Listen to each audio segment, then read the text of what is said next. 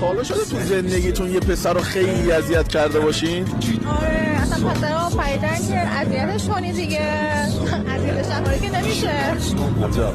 حالا ما یه چالشی داریم، این که زنگ بزنید به یه پسری که خیلی میدونید اذیتش کردید، یعنی دیوونش کردید، ببینیم اصلا جواب شما رو میده یا نه. ولی خب من پسرها خیلی اذیتش کردم. 2 دقیقه دیر جوابشو میدادم پیش از گریه میکرد. آخرین پیامی که بهم داد گفت اگر بهم 2 دقیقه دیرتر جواب بدی من واقعا خودم میکشم. من به یه اتفاقی افتاد 4-5 روز اصلا نتونستم جوابش بدم. بعد دیگه پیگیرش نبودم. الان چند ماهی شده. یعنی گفته اگه جوابمو دیگه ندی خودمو خلاص کنم. عجب.